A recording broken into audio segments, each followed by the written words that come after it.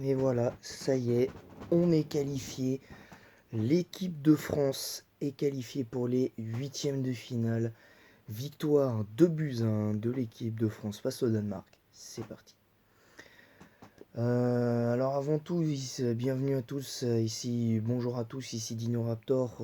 J'espère que vous allez bien et que vous avez passé une bonne soirée, que vous avez le moral, que vous avez passé un bon moment avec vos proches, que ce soit devant le match de l'équipe de France ou devant autre chose, un film, une série, un jeu de société même aussi, hein, vous pouvez, il n'y a pas de souci. Voilà. Donc, j'espère en tout cas que vous avez passé une très bonne journée.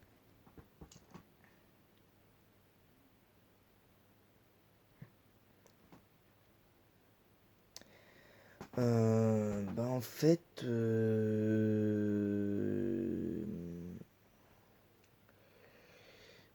avant de commencer ce débrief du match de l'équipe de France, j'aimerais parler un petit peu du Qatar-Sénégal parce que j'ai pas pu faire le débrief Qatar-Sénégal et Pays-Bas-Équateur parce que j'ai regardé les deux matchs et les deux matchs du groupe A vendredi, donc mais assez décevant.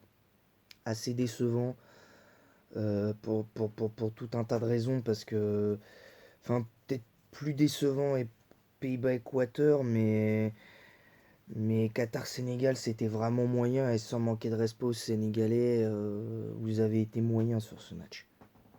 Vous avez été moyen, incapable de faire la différence euh, plus facilement. Certes, vous avez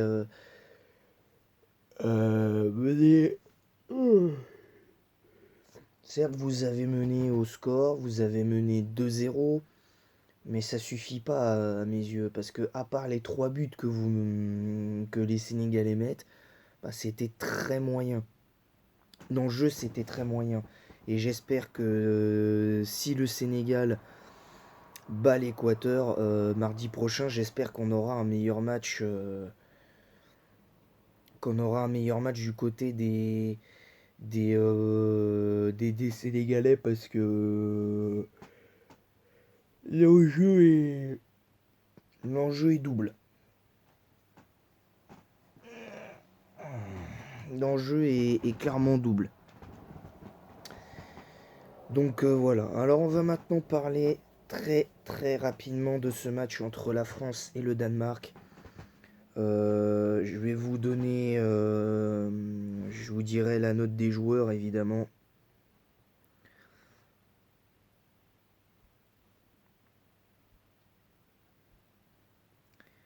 C'est, disons, disons que pour moi c'est autre chose en fait. C'est autre chose. Donc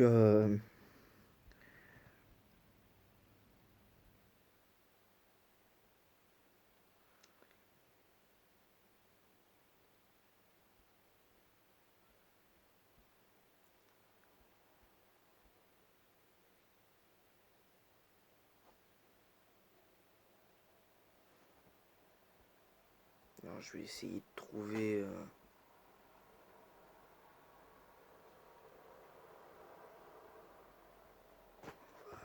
On va faire autrement. Parce que je vais vous noter les joueurs. Mais avant de vous noter, de vous dire à l'oral ce que j'ai pensé des joueurs et tout,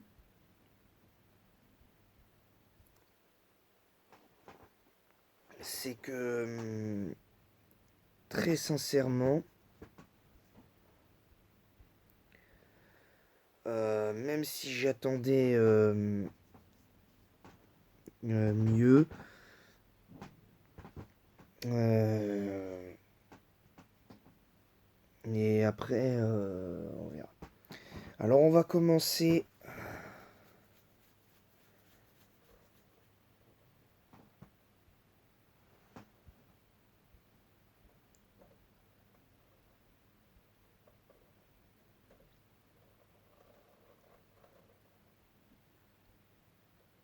C'est très très très difficile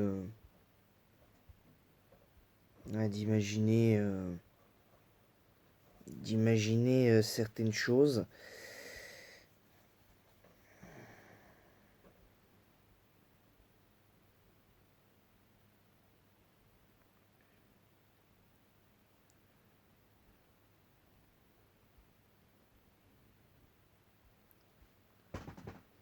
Donc, alors moi du coup c'est pas sur ce site. Alors moi globalement j'ai bien aimé les deux équipes, notamment le Danemark en deuxième mi-temps. Parce que franchement j'ai trouvé le Danemark en première période beaucoup trop timide, pas assez impliqué.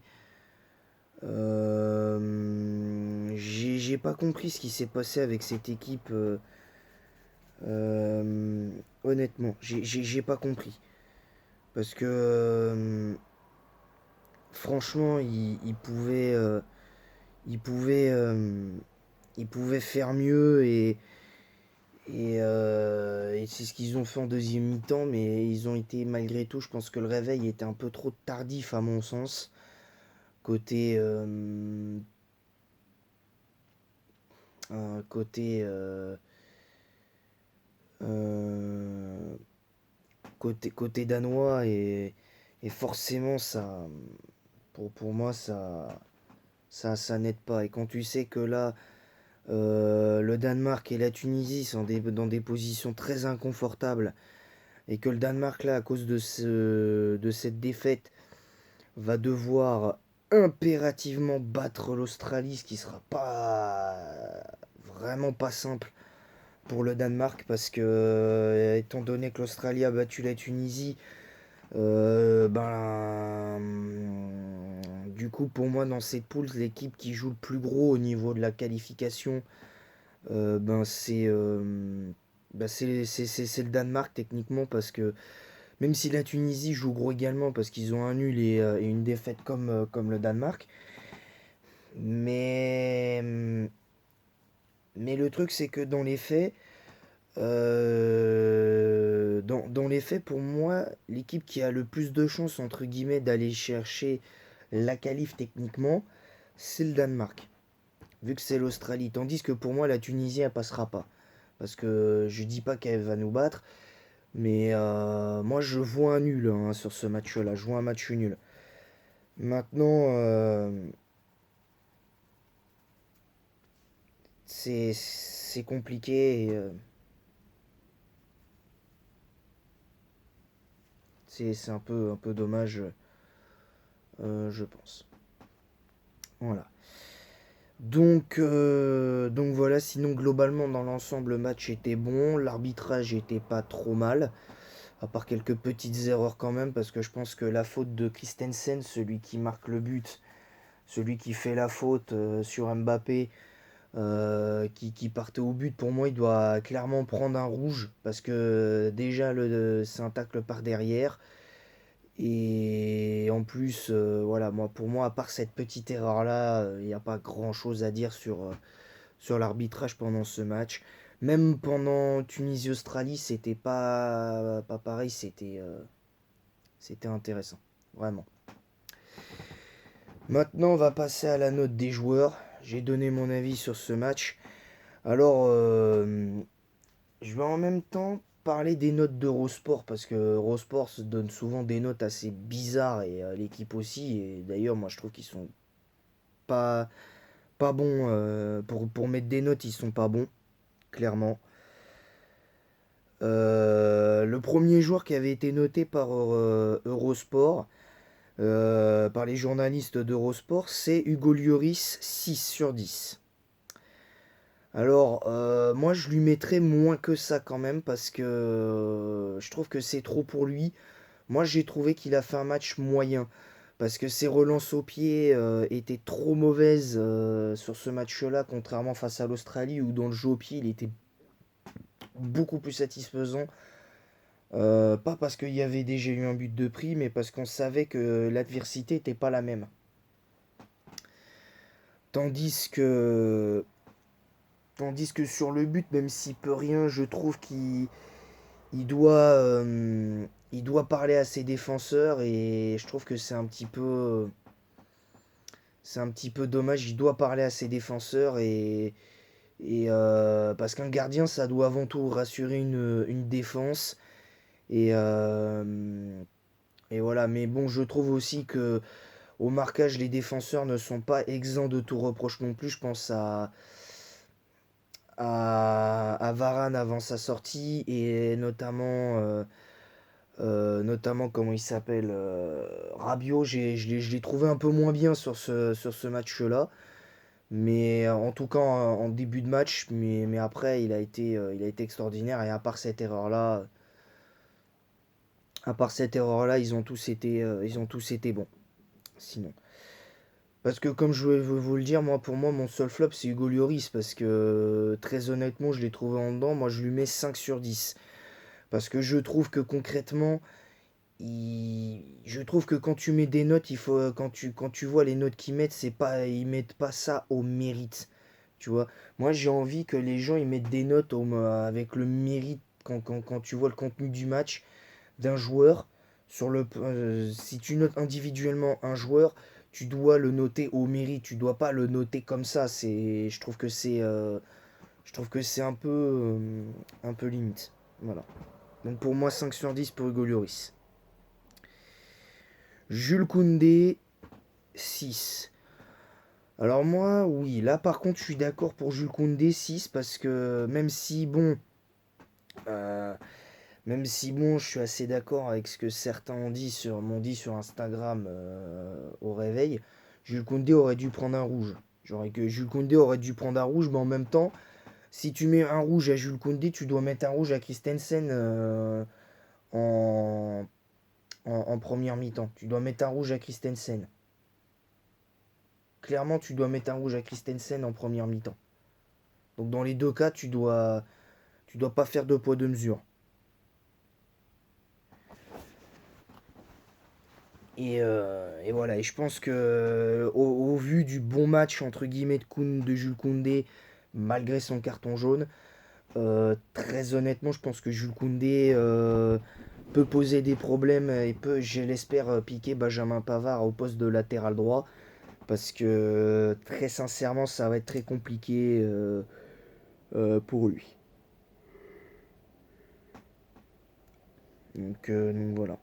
Raphaël Varane 5,5. Alors ça met 5,5.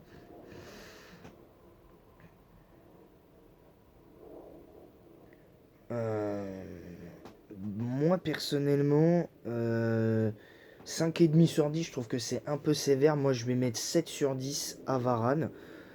Parce que Varane lui mettre 5,5 sur 10 ou 6 sur 10 comme sur l'équipe, je trouve que c'est trop peu et c'est pas assez sur ce qu'il a fait. Moi je trouve que pour un retour en 75 minutes, je trouve il a été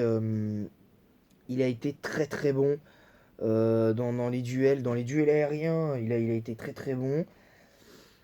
Il a deux trois fois, il a essayé, j'ai remarqué un peu de se projeter sur le plan offensif. Il a donné des bons ballons et je trouve que franchement 5,5 c'est sévère pour moi, c'est 7 sur 10 pour Varane. Dayou Upamecano 7, moi non, moi je mets 8. Parce que même si je suis d'accord avec ce qu'il dit sur le cas de Upamecano, qui a été très très bon, qui a été très solide, même si bon, il a un petit peu... c'est le fait que sur le but danois, il soit pas plus rugueux dans son duel, mais sinon, c'est un peu dommage. C'est un peu dommage. Théo Hernandez, 6 sur 10. Alors 6 sur 10, Théo Hernandez, je suis désolé, mais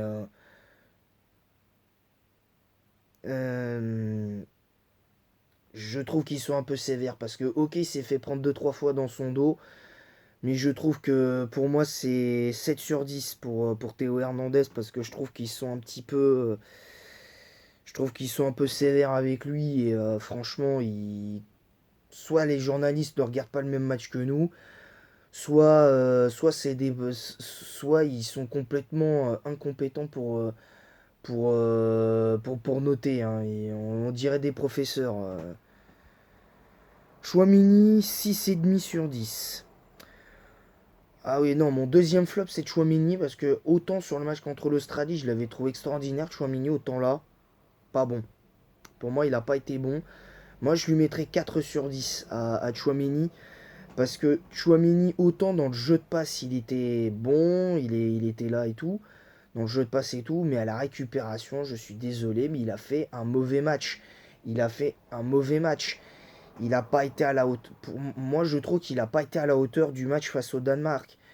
Et du coup, moi, ça m'inquiète un petit peu parce que si Chouamini, il montre pas plus en huitième de finale que si toutefois l'Argentine venait à se qualifier euh, et que et qu'on se retrouverait face éventuellement soit à l'Arabie Saoudite ou le Mexique pour la suite de la compétition. Parce que je précise que l'Argentine est à 3 points, la Pologne à 4 points. Et si la Pologne bat l'Argentine, ils sont à 6 points. Donc du coup qualifié et assuré d'être premier de la poule. En sachant que si le Mexique s'impose, on est toujours à 6 points pour la Pologne, 3 pour l'Argentine, 3 pour l'Arabie Saoudite et 1 point pour le Mexique. Mais si l'Arabie Saoudite bat le Mexique, ça fait 6 points pour la Pologne, 6 points pour l'Arabie Saoudite, 3 points pour l'Argentine et 1 point pour le Mexique. Tandis que si le Mexique venait à battre l'Arabie Saoudite, ce qui serait un petit peu dommage au vu du contenu de leur match, très honnêtement, ça ferait 6 points pour la Pologne, 4 points pour le Mexique, 3 points pour l'Argentine et 3 points pour l'Arabie Saoudite. Donc le truc c'est que techniquement on pourrait se retrouver soit avec l'Argentine en huitième, soit l'Arabie Saoudite ou le Mexique. Moi je vois pas, je me dis pas qu'on va affronter la Pologne en huitième, parce que concrètement, pas parce que ce serait trop facile, mais parce que bien au contraire, parce que si la Pologne se qualifie en huitième, c'est que justement le match sera pas si facile que ça, faut pas l'oublier. Et attention, de toute façon, dans ce groupe-là, quelle que soit l'équipe qui va se qualifier, contre l'équipe de France, ça va être dur en huitième. Donc pour en revenir au cas de Chouameni, moi je l'ai trouvé moins bon. Moi je l'ai trouvé moins bon sur ce match. Pour moi c'est 4 sur 10. Il a fait un match insuffisant. Je trouve qu'il... Parce que en fait, ce qui me fait dire que c'est un match insuffisant, c'est par rapport à la deuxième mi-temps qu'il a faite. Parce que effectivement, en deuxième mi-temps, il a été extraordinaire en deuxième mi-temps. Il a été extraordinaire dans la récupération, dans tout ça. Mais là, pour le coup, je suis désolé, mais sa deuxième mi-temps ne sauve pas la première. Sa deuxième mi-temps ne sauve pas la première. Je suis désolé, ça sauve pas la première. Je trouve que c'est dommage. Pourtant, l'équipe de France a très bien joué. Mais il y a des joueurs qui, pour moi, ne sortent pas du lot. Et c'est Lloris et Chouamini. Voilà. Adrien Rabiot, 5. Alors 5 sur 10, je trouve que c'est un peu sévère. Moi, je vais mettre 6. Voire même 7 sur 10. Parce que si c'est sur la première mi-temps, oui. C'est un gros 5 sur 10. Mais mis à part le fait qu'il laisse Christensen seul sur l'égalisation et, et le fait qu'il rate son ciseau, je trouve que dans les faits, il a été plutôt bon. Il a montré des choses intéressantes, en tout cas en deuxième mi-temps. Il a été un peu moyen, il a eu du mal à rentrer dans son match. Mais Rabiot a rempli son contrat sur les deux matchs. Clairement, il a fait ce qu'on attend de lui. Voilà. Alors ensuite, Antoine Griezmann, 8. Alors, soit ils n'ont pas vu le même match, soit c'est, comme je l'ai dit, Eurosport et l'équipe, c'est des gros incompétents pour noter les joueurs. Pour moi, Antoine Griezmann, c'est un énorme 9 sur 10 pour Antoine Griezmann. Voilà, pour moi, Antoine Griezmann, c'est l'homme du match. c'est le seul homme du match pour moi dans les faits. Et je vais vous expliquer pourquoi, à mon sens, Antoine Griezmann, c'est l'homme du match tout seul. Parce que il n'a pas marqué, certes, mais il a fait tous les efforts défensifs. Il a récupéré pratiquement tous les ballons qu'il a récupérés. Bon, il en a perdu 2-3 qui auraient pu être préjudiciables. Et il a fait une passe décisive à Mbappé, mais ok. Mais je suis désolé, le gars, je suis désolé, mais pour moi, il mérite un 9 sur 10. Parce que justement, quand je dis que quand tu notes quelqu'un sur son travail dans une entreprise autre que le sport, peux que tu notes sur 10, tu dois lui dire que toi tu mérites tel ou tel, toi tu mérites genre Jean-Paul mérite 6 sur 10, tu dois faire mieux, toi t'as fait du très bon travail, tu mérites 8 ou 9. Enfin voilà, tu dois être cohérent dans tes notes. Pour moi, ça doit être au mérite. Ça doit se faire au mérite les notes. Voilà, je suis désolé. Griezmann 9 sur 10 pour moi, il a été exceptionnel. Ça faisait longtemps que j'avais pas vu un Griezmann à ce niveau-là. Et le fait de jouer en 4-3-3 avec Griezmann en mode milieu récupérateur presque, enfin milieu relayeur, il a été incroyable Griezmann. Franchement, c'était incroyable. Franchement, il a fait un match incroyable. Ousmane Dembélé, 7. Je mets pareil. Je mets pareil parce que il a mis le feu dans la défense danoise tout le match. Il a fait extrêmement mal à la défense danoise. Donc,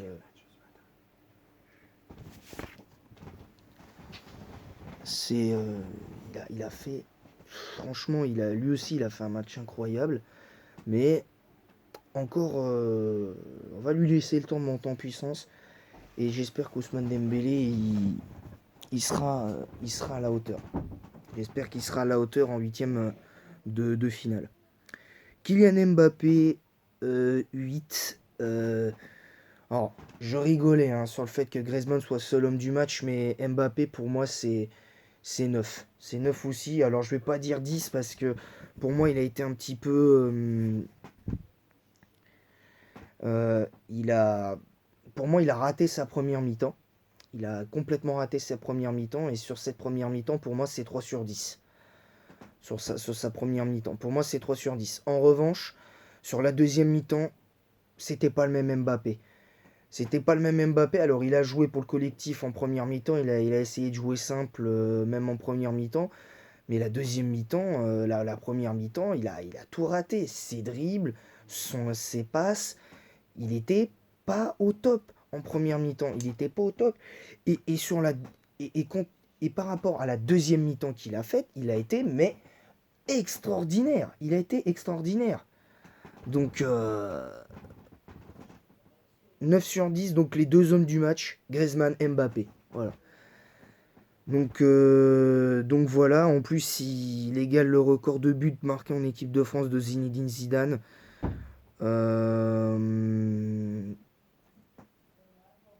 Maintenant c'est un peu dommage. Alors Giroud, alors maintenant on va finir avec Giroud, 4 sur 10, je trouve que c'est un peu sévère. Alors ok, il était un petit peu moins en vue pour peser sur les défenses et créer les espaces. Alors quand ça dit en bref inoffensif, euh, arrêtez de regarder les matchs et concentrez-vous sur le tennis parce que vous n'êtes pas doué. Clairement, vous n'êtes pas doué. Moi, je lui mettrais, même s'il n'a pas fait un grand match, pour moi, il a fait ce qu'il fait, il a fait son boulot, pour moi, il a fait son match. Même s'il a été un peu moins en vue, à la limite, je vais lui mettre 5 sur 10. Mais c'est tout. Je lui mets vraiment plus cette note-là parce que clairement, mais je le mets pas dans mes flops parce que malgré tout, faut quand même pas abuser. Il a été intéressant. Après, apparemment, il serait sorti sur blessure. Il aurait été touché à la cheville. Alors j'espère que c'est pas grave. Maintenant, on va voir s'il y a des nouvelles. J'espère juste que... De toute façon, il soufflera, donc techniquement, il aura... il sera tranquille, donc j'espère juste que Giroud sera présent pour le reste de cette Coupe du Monde parce que pour moi, j'estime que sur le plan offensif, on a besoin de ce joueur. On a trop besoin de ce joueur-là sur le plan offensif pour peser sur les défenses. Parce que sans ça, on est obligé de jouer à un jeu qui n'est pas le nôtre. Et, euh, et pour moi, pour moi, pour moi, à mon sens, ça passe pas très, très, très clairement. Ça passera pas. Si on n'a pas Giroud, pour moi, on passe pas. Clairement. Et voilà. Après, c'est donc clairement un peu dommage, mais voilà.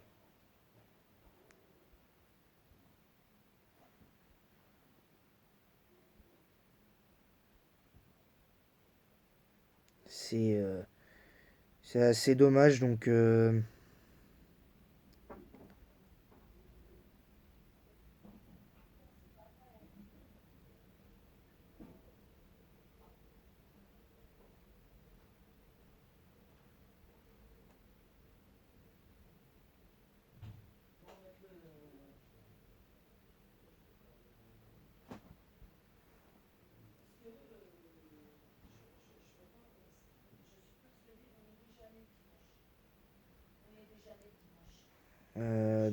donc voilà. Donc du coup, j'espère que ce débrief vous aura plu. Concernant le débrief de Qatar-Sénégal, ben du coup, je vous ai fait un double débrief sur le groupe des Bleus. Donc du coup, pour le prochain débrief, on se retrouvera donc du coup mardi prochain. On se retrouvera donc mardi prochain pour débriefer Pays-Bas, Qatar et Équateur-Sénégal. Et ensuite, on se retrouvera donc le lendemain, c'est-à-dire pour France-Tunisie, pour Tunisie-France et Australie-Danemark à débriefer évidemment. Voilà, sur ce, je vous laisse et en attendant la prochaine, je vous dis à bientôt et allez les Bleus!